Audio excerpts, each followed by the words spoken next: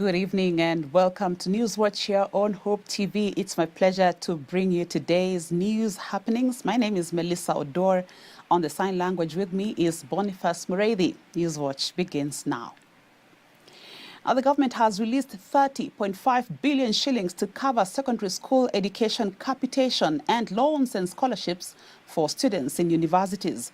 Making the announcement, Education Cabinet Secretary Ezekiel Machogu said the total amount has 7 billion shillings to cater for capitation for public schools at the junior secondary school level, while 16 billion shillings will cover capitation grants under the Free Day Secondary School Education Program. He assured that the funds will be received in schools before they close for the April holidays next week. At the higher education level, the CS said the government has released 6.794 billion shillings for loans towards the Higher Education Loans Board HELB, while 3.98 billion shillings will be disbursed for scholarships through the University Fund UF.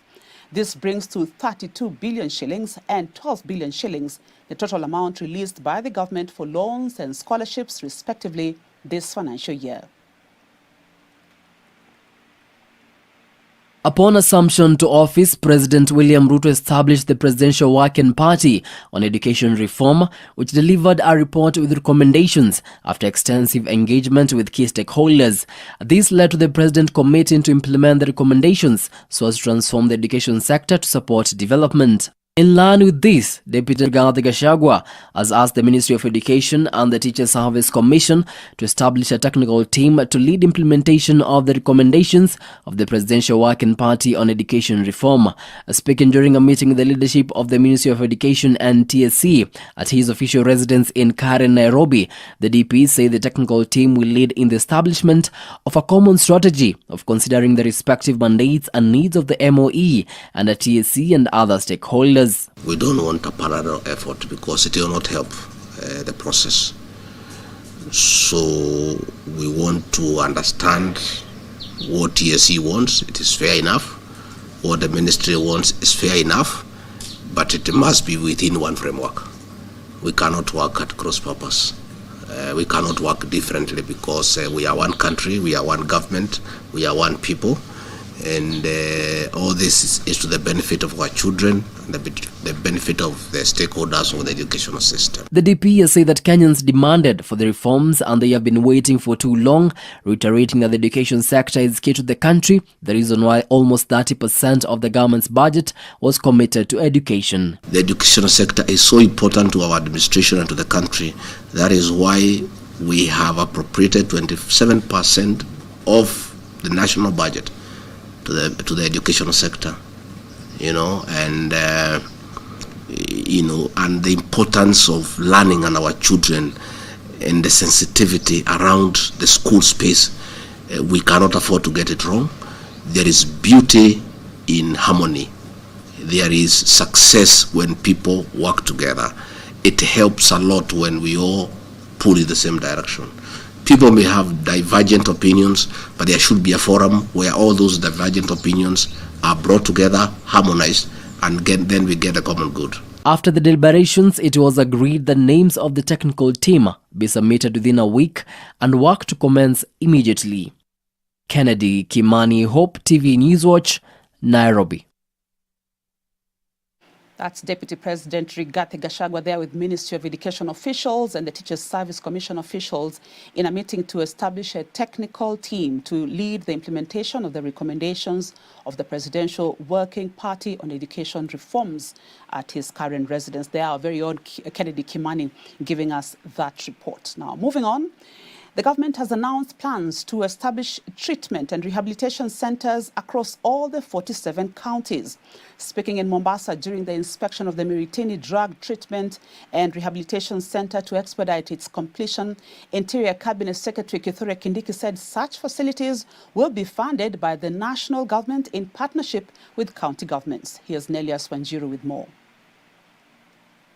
Interior Cabinet Secretary Kithure Kindiki says the war on illicit alcohol, narcotic drugs and psychotropic substances entail the complete suppression of both the supply and demand. He says suppressing demand, treatment, rehabilitation and reintegration of drugs remain a key objective of the government. Speaking during the inspection of the Miritini Drug Treatment and Rehabilitation Center, the CS picked the immediate and short-term needs to expedite its completion. Once complete, the center will have treatment, rehabilitation and reintegration programs, including training the recovered patient with technical skills like masonry, tailoring and engineering crafts, and providing startup capital for small businesses in line with their skills. Project, when complete, will have many facilities, including expanding the accommodation which is available now, which is a bit limited. The accommodation we have now is for about 50 patients, but every day we see 300 patients who are being treated here every day. And once this project is complete, it will cost 1.3 billion shillings. So it's going to be a huge center, and it's going to be the place which we believe will be the center of excellence in matters treatment, rehabilitation, and reintegration of our brothers and sisters who have been affected by this problem of alcoholism and drugs. The Interior CS has revealed that so far 160 non-compliant alcohol outlets that were licensed by the county government contrary to the applicable national law have been shut down. Non-compliant alcohol outlets have also been closed, 160 of them.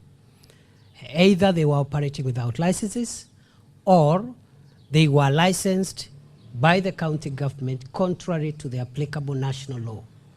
Our constitution provides that any laws, directives, or regulations of the county governments that contradict national law, then the national law supersedes the county laws. And therefore, licenses which have been given contrary to the Alcoholic Drinks Control Act have been declared. While stressing the impending transfer of police officers who have stayed more than 3 years in their offices, CS Kindiki says for abetting illicit liquor sale and consumption, the officers must leave, noting that the war was for law enforcement agencies to deal with and politicians should give space to work. All officers who have served for more than 3 years have to leave their stations for new stations, and that work is in progress. Here in Mombasa, we've hundreds of officers who are in that category. Some of them have started moving out of Mombasa to other parts of the country. The Inspector General of Police and other relevant agencies are seized of that matter, and the instructions from the National Security Council are very clear that there will be no exceptions, and therefore all the 42,500 police officers who have stayed for more than 3 years in one station must leave. Deputy President Rigathi Gachagua had in February last year indicated that the government is considering building rehabilitation centers in all counties to deal with drug and alcohol abuse. Gachagua had stated that initiative will aid in tackling the vice. Reporting for Hope TV Newswatch, my name is Nelias Wanjiro. Still at the coast, the government has announced plans to acquire 4,000 acres of the Shaka Ranch to put up a memorial in honor of the victims of the Shakahola cult deaths. According to Interior Cabinet Secretary Kithure Kindiki, the bodies of victims who have not been identified by families will also be buried there. Speaking in Kilifi, the CS said the memorial will also serve as a reminder of the atrocities committed against the victims, adding that the remaining land, which was gazetted as a crime scene, has been degazetted. Meanwhile, the Interior CS has warned that government officials who fail to take action during the atrocities will be punished once an injunction against the Commission of Inquiry appointed by President William Ruto is lifted. Earlier this week, government pathologist Johansen Oduor announced the timelines that will lead to the release of 34 bodies which have been identified.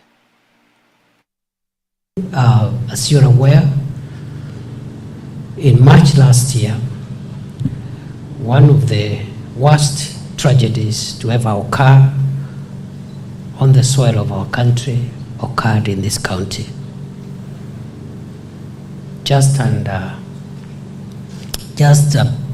north of Malindi, at a place called Shakahola, we lost so many people, brothers and sisters who met their death in the hands of a criminal organization purporting to be an organization of faith. People were clearly terrorists and criminals, dangerous criminals, organized criminals, who were posing as men of religion, destroyed so many souls on the soil of this county. That tragedy in Shakahola Forest, and particularly Shaka Ranch, remains a very, very shameful blot in our history and also in our society, generally as a country. We continue to send our sympathies to the families that lost their loved ones. And this morning we have also reviewed where we are in terms of closure and justice, because that's what now remains. And celebrated journalist Rita Tinina has been buried at her family home in Nosupeni Farm, Olokirikirai, Narok County today. Family and friends gathered to mourn the journalist who died in her sleep a week ago, with the autopsy report stating that she died due to severe pneumonia. Her funeral procession left Nakuru with the hearse carrying her body before a funeral service was conducted ahead of her burial this evening. State House Chief of Communications Emmanuel Talam read President William Ruto's message of condolences during the funeral service.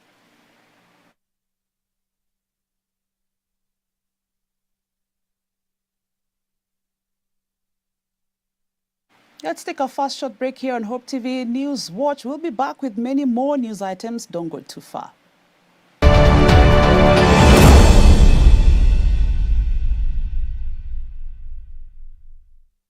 In order to keep hope alive in the airwaves, Hope Media has a couple of initiatives. Friends of Hope. Friends of Hope is you and I forming a team of well-wishers and volunteers who give in cash and kind to support in spreading the gospel at Hope Media.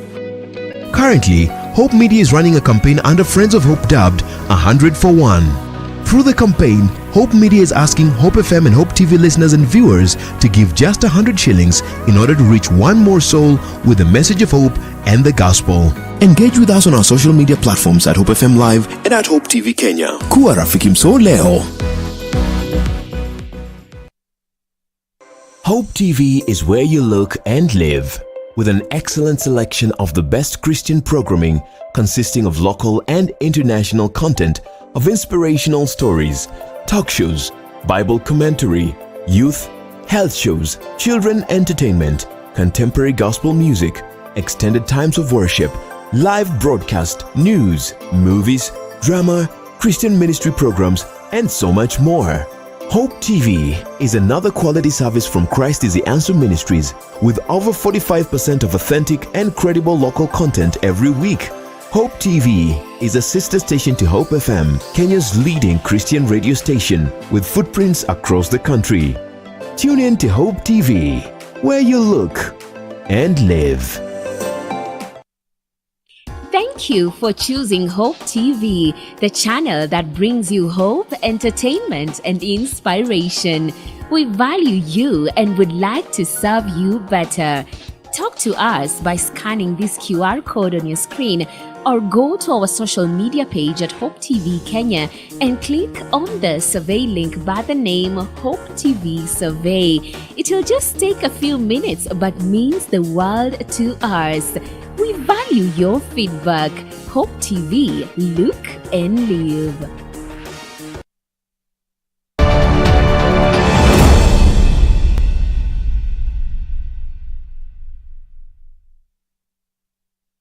And we're back. The Nairobi County government, in collaboration with the county executive, is digitizing local libraries to enhance the reading experience and promote Kenyan authors globally. The initiative aims to make literary resources more accessible and showcase the talent of local writers, fostering a culture of reading and supporting the growth of the literary sector. Kate and Diego with that report. Nairobi County is planning to begin digitizing its public libraries in an initiative spearheaded by Governor Johnson Sakaja alongside Executive Council members during a meeting with authors regarding next week's upcoming Nairobi Summer Festival aimed at promoting local author empowerment. The county's Executive Committee member for Talents, Skills and Care, Rosemary Kariuki, said several library construction projects are underway with plans to introduce a digital experience to these libraries. Where you have the Huduma Center, we have a library there. And we also have another library at Kaloleni. We recently had them revamped. And we've also recently gotten a new library, which is at Kibra, the Kibra Library. The aim of the governor is that we give Kenyans dignity, opportunities. And so this is an opportunity for people who are interested in reading and writing. So we have revamped those two libraries. That's Kaloleni and Makongeni. We are also going to be doing the same at Macmillan. The aim is to bring a digital experience into the libraries. So what we want to do is already there's been a very long process of digitizing whatever was in that library in Macmillan. So you don't need to look for that piece of paper. You'll be able to go online and let's say you want to see the very first newspaper that was ever produced in modern Kenya. You'll find it there in the library, but you can now see it on soft. So that's where we're headed, to have physical as well as digital library services. Zachary Kimani, an author and representative of Aspire, outlined the objectives of the upcoming Nairobi Summer Festival. He emphasized the festival's aim to promote Kenyan content, noting that Kenyans are avid readers but often do not engage enough with their own literature. After self-publishing, I came to discover that Kenyans are actually voracious readers, only that they don't read Kenyan content. Most of what they access is foreign. And so one of the objectives is to familiarize Kenyans with Kenyan content, which is just as good, probably better. And to achieve that, we have a series of events, panel discussions by some celebrated authors, some that are doing very well, some who are experienced. And the climax is that we actually host book clubs and hear their perspective as to why they read what they read and why Kenyan titles are not very popular with Kenyan readers. Joseph Ayalo, a local librarian, shared insights on the digitization of libraries, portraying it as a positive initiative. He highlighted that digitization would lessen workload, enhance service quality, and offer benchmarking opportunities with other libraries. We are in the process of digitizing our collection and services so that we have a hybrid library. We intend to retain the manual system as well as bringing in the digital aspect so that our services can be accessed even offline. So this is a milestone to us because we have been manual. In fact, we have been very manual.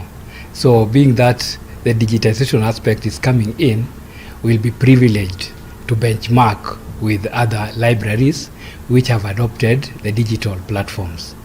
Alice Ngigi, an author, also expressed her views on the initiative, emphasizing the digitization of libraries as an excellent marketing avenue. She noted that it will enable reaching wider audiences and potentially increase sales of literary works. With the world going digital, it will be very important for our works to be digital, because then it means people can access the books everywhere. Most of the people that you find here, they will tell you that, oh, I would want to read soft copies. And especially when you're looking at the younger generation that read soft copies. So going digital will help our work as authors, because then it means our work will be accessed by people all over the world. So that's a very good step forward that Macmillan Library is taking, and we can't wait as others to actually see what will happen in that digital space. The Kenya National Library Service and the county government are yet to digitize all 4 major libraries in Nairobi, including those in Kayole, Dagoretti, Makadara, and Macmillan. Reporting for Hope TV Newswatch, my name is Kate Andiego. Thank you, Kate, for that report. Now, Moi University has now suspended all academic trips until the Easter holidays after the university bus with 65 students on board was involved in an accident at Kimende on the Nairobi-Nakuru highway. Making the announcement, Vice-Chancellor Professor Isaac Kosgei said the university bus was heading to Nairobi on an academic trip with students from the School of Arts and Social Sciences, the Department of Kiswahili, and no fatalities nor casualties were reported. 12 students sustained slight injuries and were rushed to the Orthodox Hospital in Kimende town. Confirming the incident, Larry Sub-County Deputy Police Commander Francis Njomo said the university bus collided with an oncoming lorry at Kimende town in Larry Sub-County. Professor Kosgei has urged all drivers and road users to exercise caution during the Easter holidays.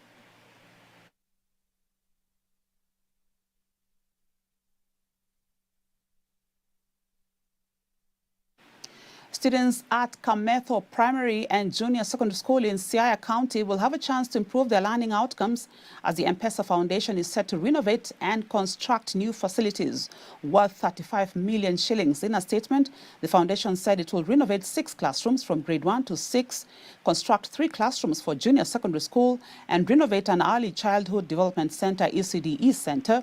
Further, the learners will benefit from a new ICT laboratory as well as a science laboratory. The M-Pesa Foundation will also construct ablution blocks for both learners and staff, as well as set up water supply for sanitation at the school, while a new kitchen will also be constructed for the school. The project is part of the Foundation's Citizens of the Future program, which seeks to impact 3 million learners over the next 3 years. John Ohaga, M-Pesa Foundation trustee, said the program will continue supporting schools across the country with infrastructure, focusing on the neediest cases. Today we have come here to commission this infrastructure improvement project.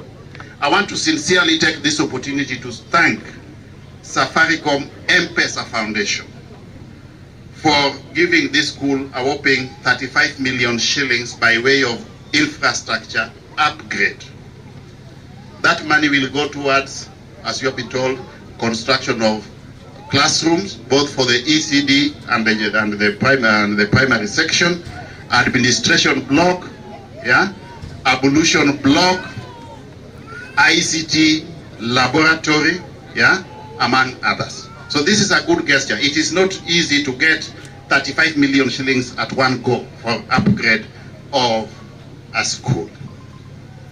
I want to appeal to the community here to ensure that we have got adequate students in the school and also the students to enhance their performance so that we can reciprocate this good gesture by way of performance. We want this primary school now to be among the top schools in Siaya County. And CFAO Motors Kenya, through the Toyota Gazoo Racing World Rally team, has launched a road safety awareness campaign that seeks to create a safer road environment, especially for school-going children across the country. This forms part of the team's support towards promoting road safety during this year's WRC Safari Rally, slated for the Easter weekend. The campaign, dubbed Road Safety for All, will see primary schools across Kenya receive 10,000 glowing wristbands to improve their visibility during dark or low visibility times. Now, the initiative was launched at Langata Road Primary School in Nairobi County, while Milimani Primary School in Naivasha will be hosted by the Toyota Gazoo Racing team at the Rally Service Park during the WRC Safari Rally season on Thursday this week.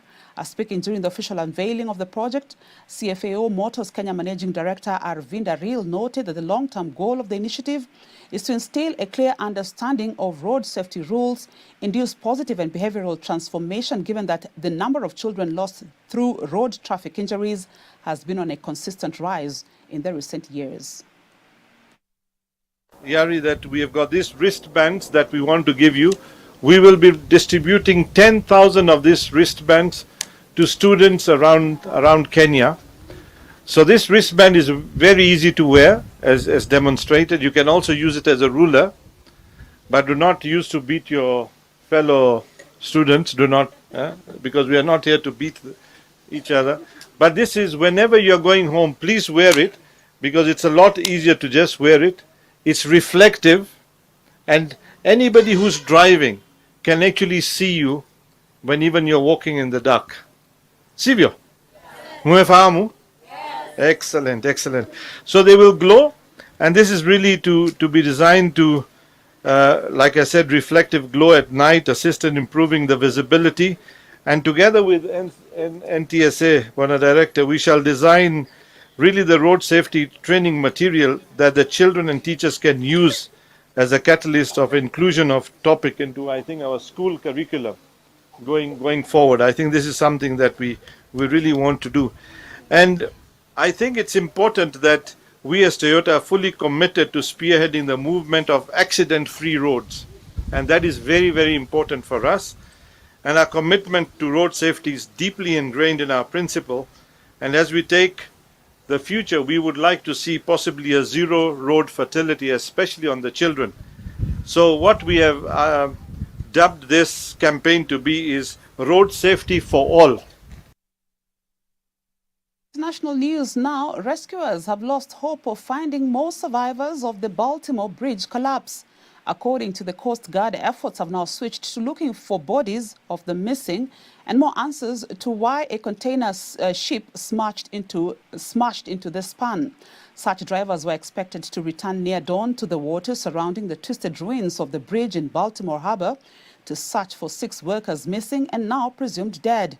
The search for the missing workers was suspended on Tuesday evening, 18 hours after they were thrown from the fallen Francis Scott Key Bridge into the frigid waters at the mouth of the Patapsco River. Rescuers had pulled 2 other workers from the water alive. One of them was hospitalized. Officials said all 8 were part of a work crew repairing potholes on Key Bridge's road surface when the Singapore-flagged container vessel Dali, leaving Baltimore bound for Sri Lanka, plowed into a support pylon of the bridge.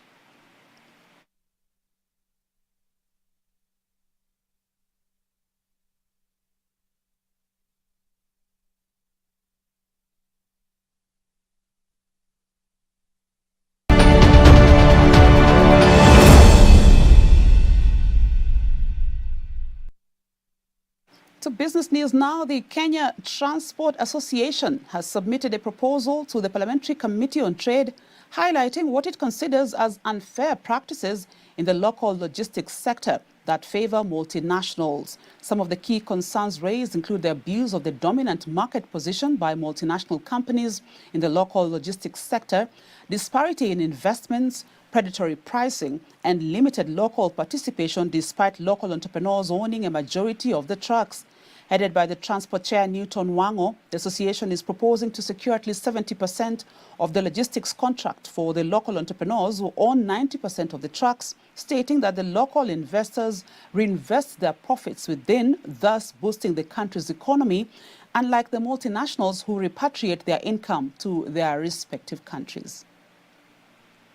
Legislation should prioritize utilizing Kenya's existing capacity in the transport and logistics sector. For instance, if a company like BAT generates 20 billion Kenya shillings in revenue, an estimated 70% goes to other multinationals for logistics, warehousing, and security services. This leaves very little for local companies besides tobacco production and consumption. So our proposal is we wish to advocate for a quota system where at least 60% of transport and logistics work is reserved for local Kenyan enterprises. Kenya has sufficient local capacity to justify this proposal. We believe that any multinational operating in Kenya should find this requirement reasonable. And CBA Group has posted a profit after tax of 21.5 billion shillings in its full year 2023 results, which is a 56% increase compared to 13.8 billion shillings reported during a similar period in 2022. Profit after tax of 21.5 billion shillings, 55.7% up year-on-year, was also posted. While releasing the full year 2023 financial results, NCBA Group Managing Director John Gashora said the group's growth trajectory remained solid, driven by positive operating income and a decline in loan impairment charges by 29.9% year-on-year. He added that the group's regional subsidiaries, that's Tanzania, Rwanda and Uganda, collectively delivered a profit before tax of 3 billion shillings, a notable improvement from the loss of 308 million shillings posted in the full year of 2022. Meanwhile, the group's board of directors has recommended a final dividend of 3 shillings per share, bringing total dividend for the year to 4.75 shillings per share. Today we're here at Radisson, where we have released results which showed very strong performance for 2023. We've announced profit after tax of 21.5 billion, which is a 56% growth year-over-year. We have also announced a return on average equity of 24.1%, again one of the best in the industry, and we are therefore proposing, or the board is proposing, to pay a final dividend of 3 shillings.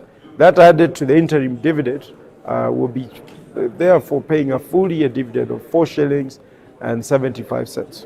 Yeah, so what I said earlier was that when you look at our what I call digital lending, M-Shwari especially, a lot of our repeat and good customers tend to be female. And what we have noticed is that when you use behavioral scoring, actually women tend to score better than men. I think traditional scoring has been where you score including collateral. And when you look at that, obviously, a lot of collateral tends to be in the name of men. So women have not always scored as well. But purely on behavioral level, women tend to score better. And what I then said is that one of the things we are looking at is expanding the amount of lending that is unsecured that we can do from the amount that we have today on M-Shwari. We have now introduced what we call NCBA now loan for our core customers, and then through Loop we are lending up to 3 million shillings on an unsecured basis, and that is really just using behavioral scoring. And when you do that again, I say then it starts to favor women. And Absa Bank Kenya, in collaboration with Visa Digital Payments, has introduced the Visa Commercial Choice Program, a new corporate card solution targeting members affiliated with the Kenya Association of Travel Agents, CATA, allowing them the benefits of automation, flexibility, and better cash flow management. Under the partnership, travel agents under CATA, the umbrella body for travel agents representing over 300 travel agencies, will enjoy the ease of smarter payment solutions for business-to-business transactions, managing working capital, achieving operational efficiency, and better supplier management. With the newly launched Visa Commercial Choice Travel Program, Absa Bank can now support travel agents by offering them the convenience of payments in Kenyan shillings or US dollars, empowering them to manage cash flows efficiently and optimize working capital.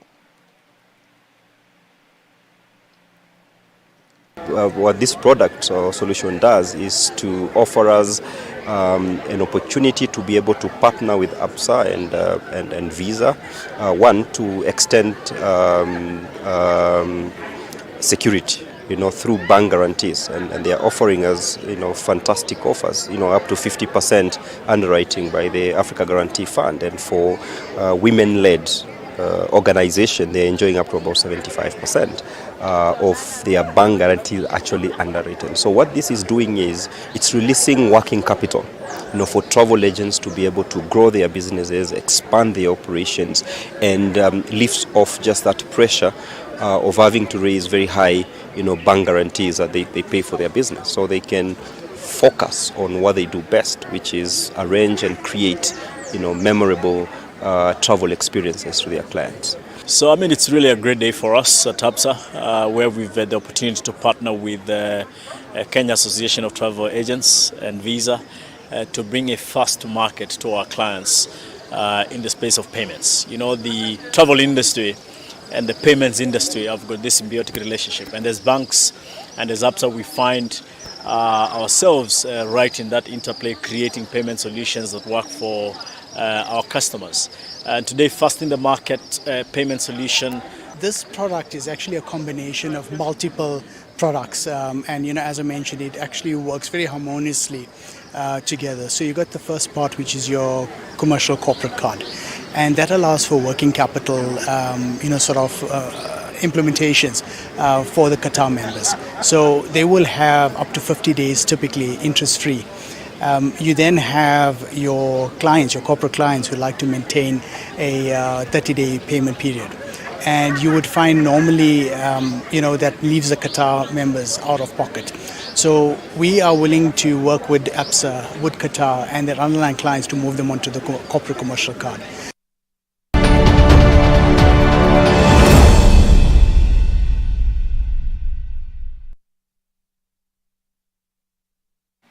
To sports news now, M-Pesa Global International Money Transfer Service has announced a partnership with M-Sport to sponsor French rally driver Adrian Fourmont with a 20 million shilling sponsorship for the 2024 WRC Safari Rally. The 29-year-old rally star, navigated by Alexandre Correa, is one of the 3 M-Sport Ford World Rally team members, alongside Gregoire Monster and Jourdan Sederidis, competing in the WRC1 category and aiming for a podium finish. The sponsorship deal will allow his Ford Puma Hybrid Rally 1 to display the M-Pesa branding for the Safari Rally in Kenya, while his overalls will carry the branding for the rest of the season. As part of the partnership, 30 rally enthusiasts will have the opportunity to tour the M-Sport service station at the WRC Service Park in Naivasha on Saturday.